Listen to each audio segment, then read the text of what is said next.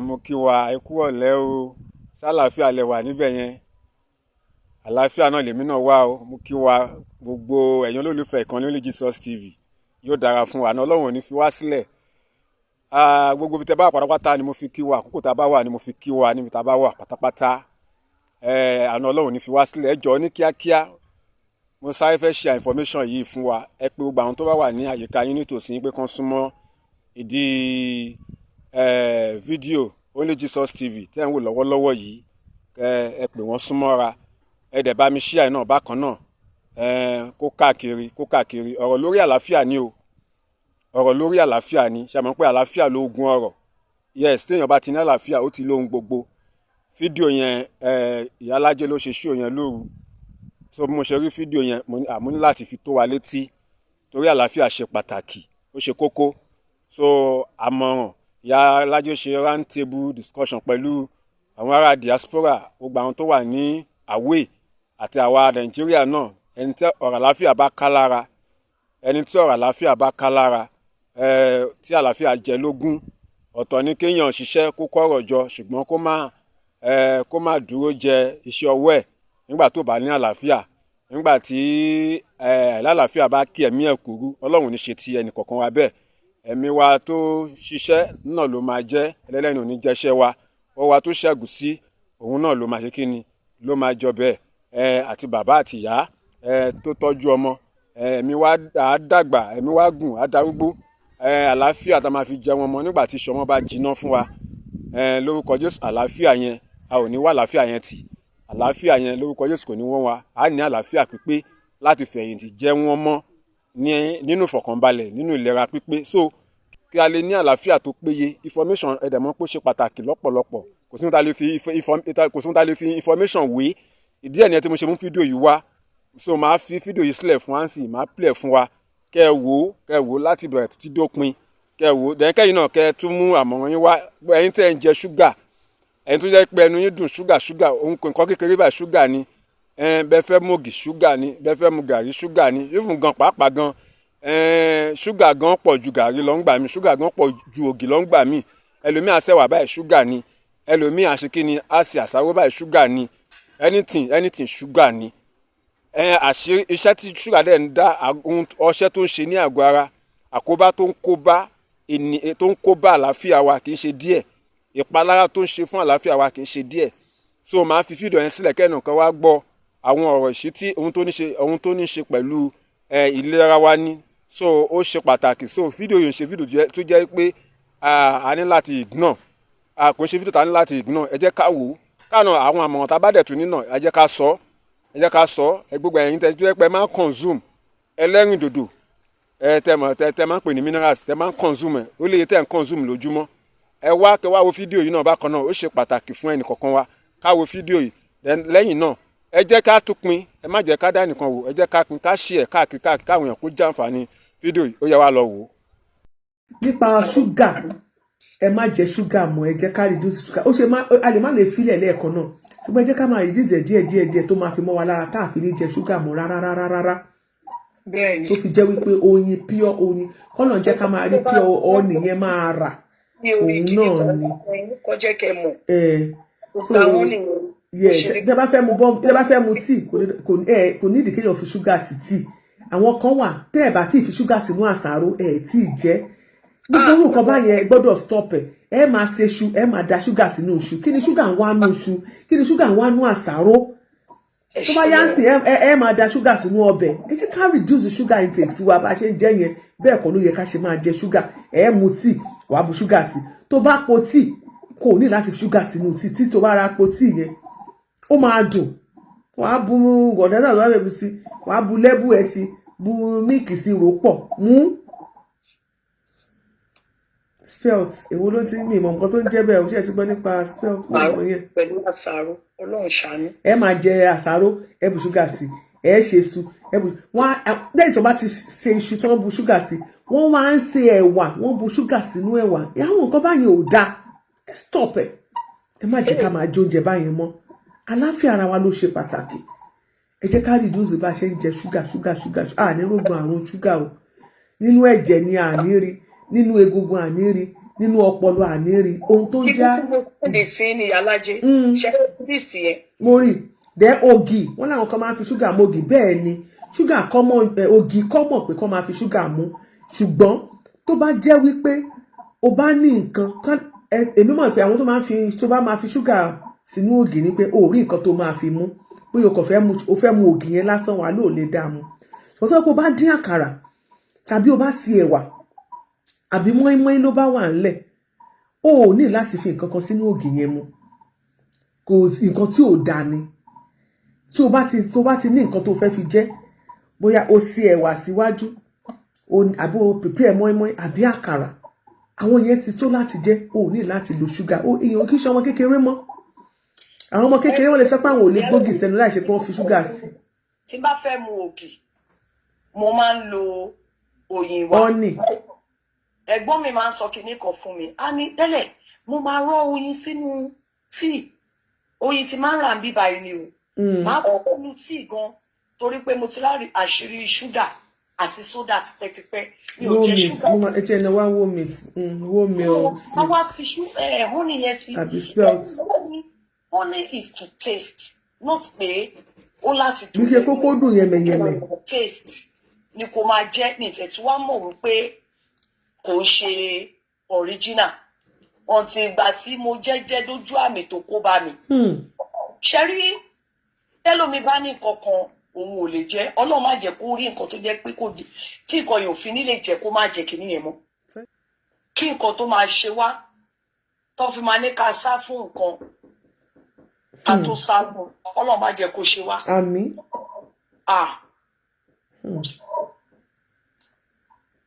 èèyàn kan wá sí Wales wà bá lónìí mo ní rí lé ní lónìí. mọ́mí ẹ máa gbọ́ mọ́mí Juliana Ayọ̀dé wọ́n ní ògì without sugar is it possible ṣé kò sí rí lọ nìní ṣé dandan ni kẹ́ ẹ jẹ ṣúgà ni. ẹ lórí hàn ni. ẹ lórí hàn ni náà ẹ̀wà ńkọ́ ṣé tẹ bá ti prepare mọ́ínmọ́ín. young ẹ lè jẹ. ẹ lè jẹ náà mọ́ínmọ́ín àkàrà. Ìyálájẹ mo máa send yín ní Bíọ́lá Adébáyọ̀. Interview lady kan tí mo sọ fún tí mo share pẹ̀lú yín máa rìn díẹ̀ sí ẹjọ́ ẹ bá mi share lady yẹn mo fẹ́ kẹ́ ẹ gbọ́ nǹkan tó ṣẹlẹ̀ sí ìgbà tó wá bí ó ní cancer right mo sọ fún yín pé mo máa reach out sí ó ní cancer so bó ṣàkí dictate everything thank God ó ṣe kíní kímò yẹn wọ́n ṣe surgery fún wọ́n wá béèrè new life ẹ̀ sìn ẹ bá rí bó ṣe explain kíní yẹn perfectly báyìí mo dúpẹ́ lọ́lọ́run Ọlọ́run ló ní mo ti oúnjẹ jíjẹ mi tó ń wọ ẹnu mi mo ti di àtúnbí nínú ẹ̀ láti ilé ẹ̀ka I'm telling you ló ní nǹkan báyìí téèyàn bá jẹ mo tiẹ̀ tí mo yẹn ti pẹ́ pé ṣúgà téèyàn bá ṣọ́ra fún ó máa ń help ó sọ ní cancer ò kì í ṣe disease òótọ́ dẹ̀ ni. Cancer is a mismatches in our DNA. Gbogbo èèyàn tó ń rìn lórí ilẹ̀ ló ní cancer lára. Gbogbo tó máa gbé cancer yẹn jáde lára yàn, Ọlọ́run má jẹ́ kéèyàn rí. Kéèyàn kọ́. Péèyàn kan wà tí kò lè ṣe bàbá ńlá irọ́ ni. Ìyálájẹ ẹgbà bẹ́ẹ̀. Òótọ́ ò ní kéèyàn má sọ. Ohun tó ń jẹ́ kí cancer tó èdè ẹ̀ tó fi ń jáde lára wa, àwọn nǹkan tá à ń jẹ ni. Bẹ́ẹ̀ni. Àwọn nǹkan tá à ń jẹ ni o nígbà tó sọ àwọn nǹkan tó wò lè jẹ mọ́ láyé ẹ̀ mo láti kàn náà níbi ìbàyìí náà ṣe rí tẹ́lómi bá ra Chinese food Alájẹ tí ò bá tí gbọ́n soy sauce yẹn sí láti jẹ kò tí gbádùn Chinese food. soy sauce.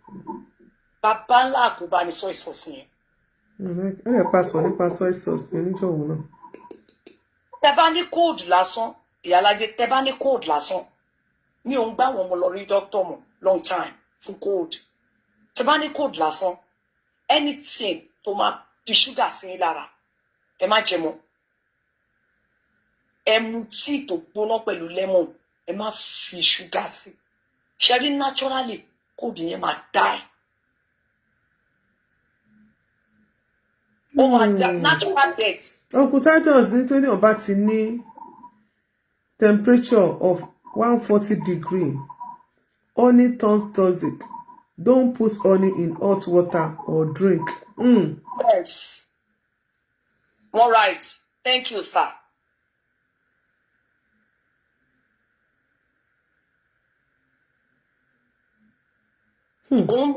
Sugar. Every kan tí mo share pẹ̀lú yín. Sugar in the brain, sugar in the blood, sugar in this.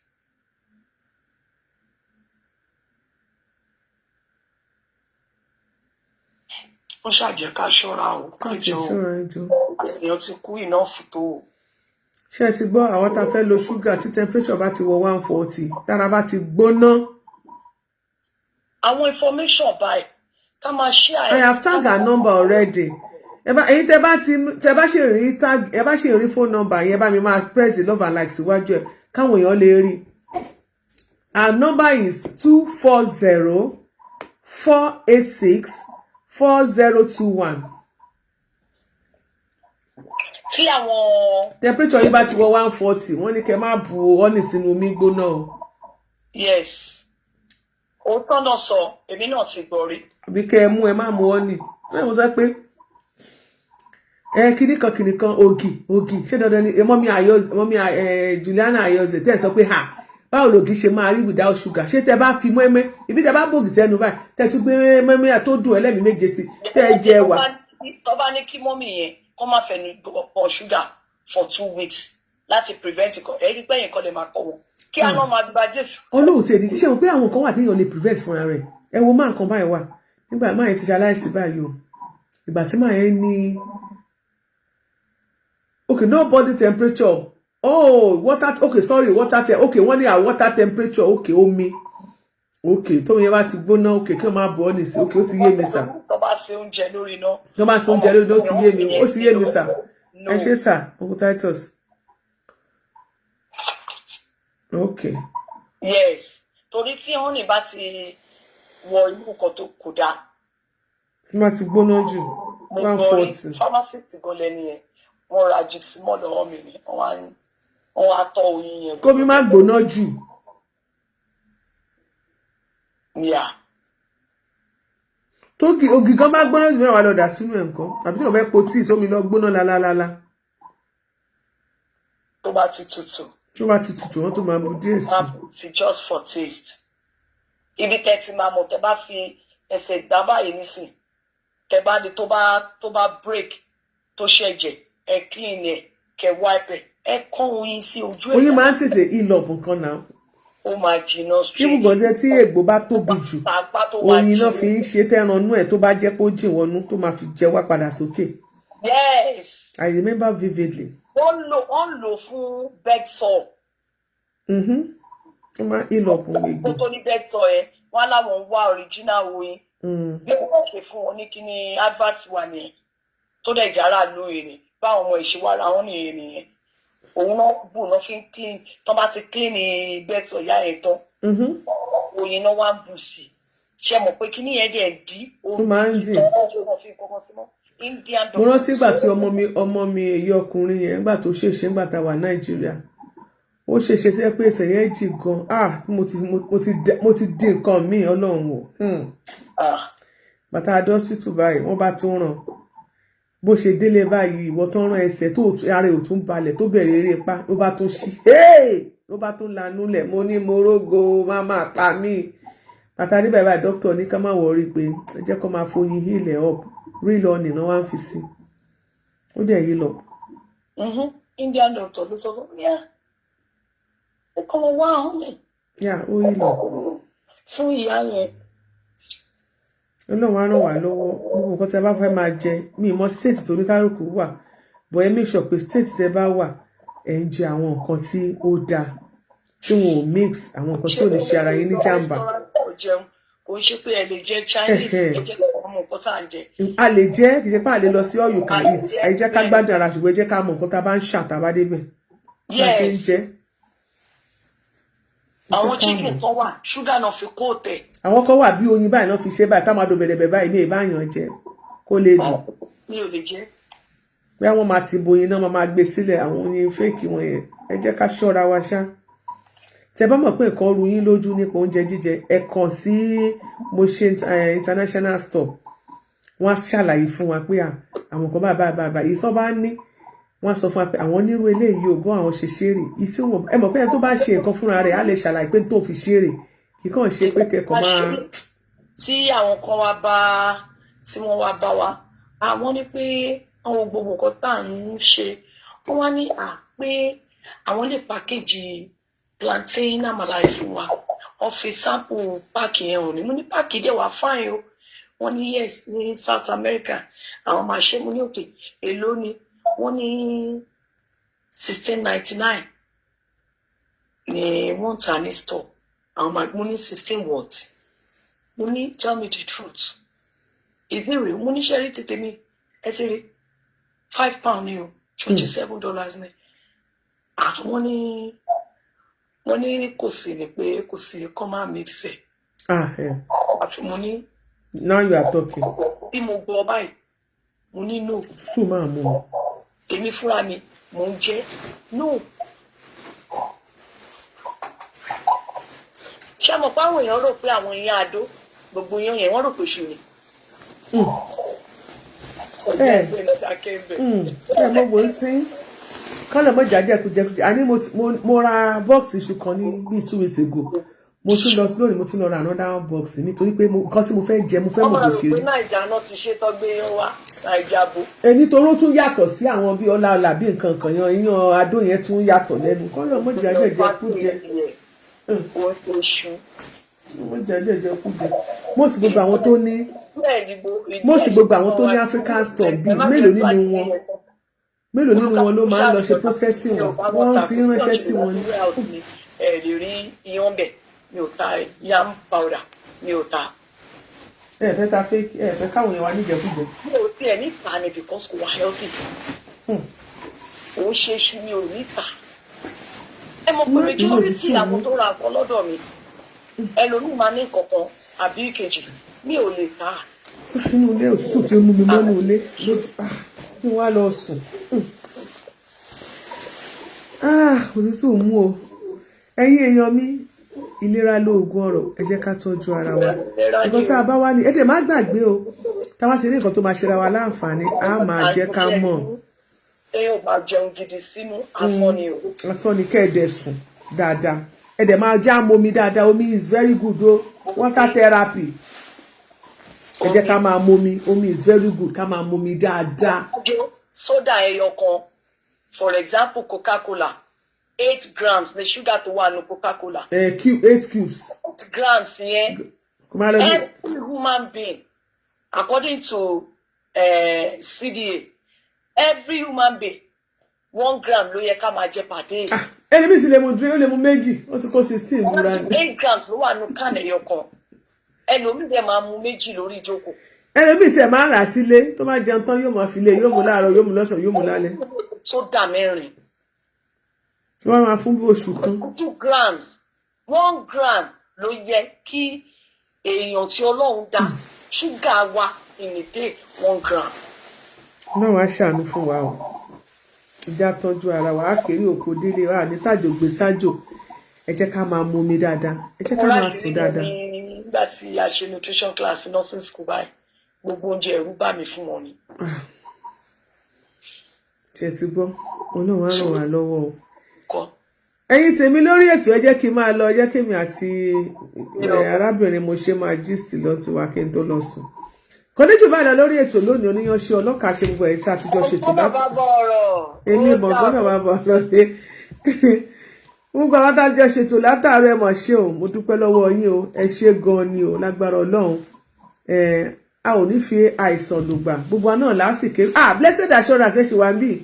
God bless you. Gbogbo alákèrè òkòdélé wọn ò ní fòkú wa ránṣẹ́ sílé lágbára Ọlọ́run. Ẹni tá a dágbére fún kò mà nímọ̀gbà tá a dé lágbára Ọlọ́run. Ààbò Ọlọ́run á dájú lórí gbogbo wa. Ẹni tá a dágbére fún òní mọ bí a lọ. Wọn ní mọ bí a lọ. Ọlọ́mọ yẹ kí wàhálà ṣẹlẹ̀ wọ́n mọ kàbòrò gbà nǹkan báyìí ibi gbà ìlú nǹkan burúkú ti ṣẹlẹ̀ nǹkan burúkú ò ní ṣẹlẹ̀ sí wa. Ẹ jẹ́ ká máa jẹun lásìkò. Kò sí bá a ṣe lè bízì tó. Bó ṣe pé oúnjẹ kékeré ká sáré jẹ ká fi tẹ́lẹ̀ ẹnu. Kádẹ̀ jí mọ́mí Àṣàbí Ọlásẹ́rù God bless you ká máa mu omi dáadáa tá a bá lórí ọ̀fẹ́ ráńpẹ́ báyìí pé ká sáré sùn ọ̀gbẹ́ni mọ̀mí Olúrẹ̀mí Oyèbánjí ká sùn dáadáa mọ̀mí Adéọlá Veronica ká sùn dáadáa ẹ jẹ́ ká jẹun ká jẹun dáadáa ká sùn dáadáa ká dẹ̀ máa mu omi dáadáa Ọlọ́run á ràn wá lọ́wọ́. ẹ jẹ́ kí n máa lọlé kí n lọ́ọ́ rí láti kí n má bàa kú láti. wọ́n ní ìhà yín ni wọ́n pé lẹ́nu dúró mo fẹ́ bọ́ sórí bẹ́ẹ̀dì mi mo ní ilé yá ilé màmá yá o àgbẹ̀kọ òrókòrókò kò gbàgbé ilé. mo gánà bá bọ̀ ọ̀rọ̀ rèé ó dàbọ̀ bye for now I love you. ẹ ṣe ẹ káàbọ̀ padà fídíò náà lẹ ti rí yẹn nítorí náà ẹ sọ èrò ọkàn yín ẹ̀yin náà ẹ sọ kọ́mẹ̀ntì yín ní abẹ́ comment box yẹn ẹ má reserve kọ́mẹ̀ntì yín ẹ̀yin náà ẹ sọ̀rọ̀ ẹ sọ sí fídíò tí ẹ rí yìí kẹ sọ sí kẹ kọ́mẹ̀ntì kẹ gba àwọn èèyàn lámọ̀ràn náà bákan náà kẹ gba àwọn èèyàn lámọ̀ràn ó ṣe pàtàkì ẹ dẹ̀ share ẹ má gbàgbé ẹ wò sàlẹ̀ ẹ subscribe ẹ bá wa like ẹ ṣé God bless you èmi ni Evangelist Daniel Taiwo Ọlọ́runṣàwò aka Only Jesus àlàáfíà ni fún yín o.